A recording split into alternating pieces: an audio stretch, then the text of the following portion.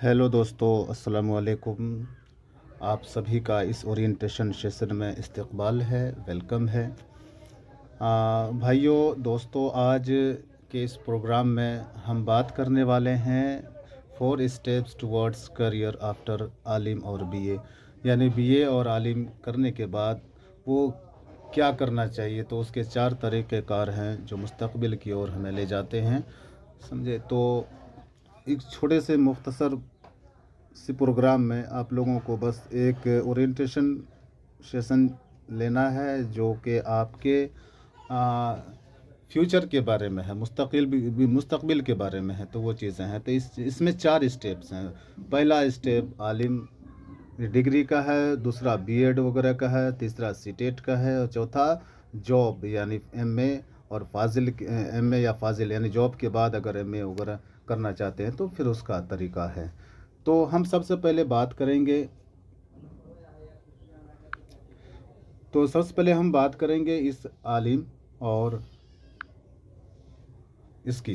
तो आलिम और बीए के बाद फिर क्या करना चाहिए हमें, क्या आगे एमए वगैरह की तैयारी करनी चाहिए, आलिम की फाजिल की तैयारी करनी चाहिए, या फिर हमें क्या करना चाहिए।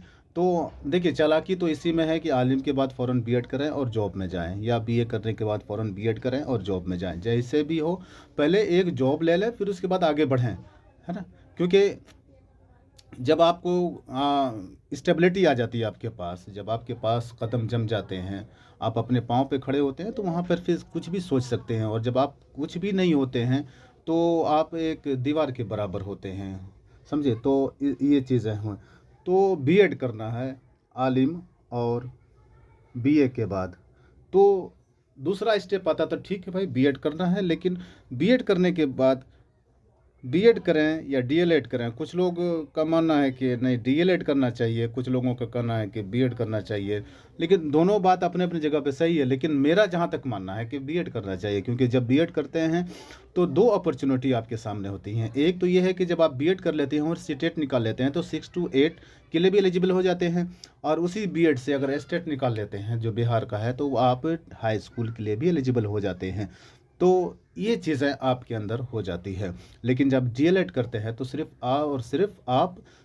प्राइमरी लेवल के लिए 1 to 5th के लिए भी एलिजिबल होते हैं।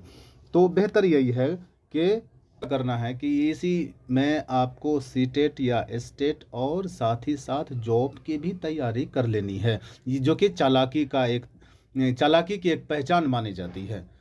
जो आदमी चालाक होते हैं वो इसी पीरियड में सब कुछ कर लेते हैं। वो इंतज़ार नहीं करते हैं कि पहले 2 साल बीएड करेंगे, फिर एस्टेट निकालेंगे, फिर उसके बाद जॉब की तैयारी करेंगे। तो वो बेवकूफ़ों की होती हैं। वो हमेशा ही हर चाय की दुकान पे और गली के नुक्कड़ों पे आपको नेतागिरी करते हुए देखते मिलेंगे।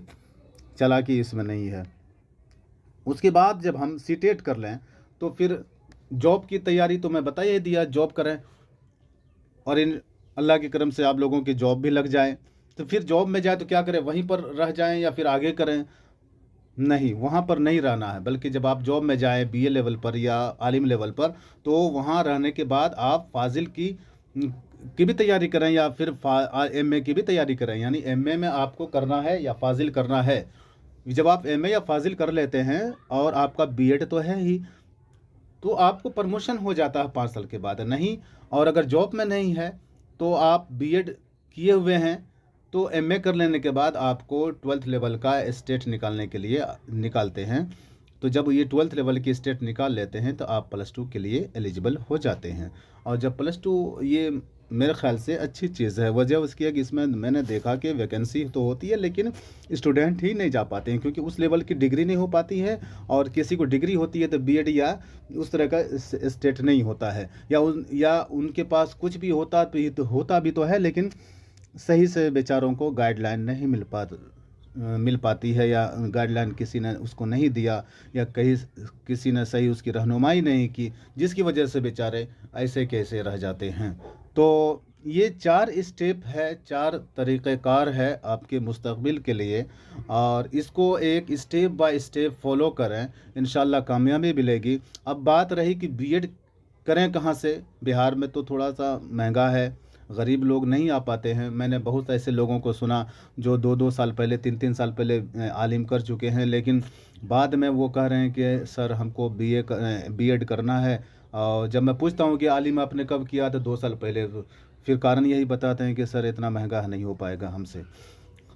तो भाइयों देखिए देखिए, बीएड के लिए आप कांटेक्ट कर सकते हैं।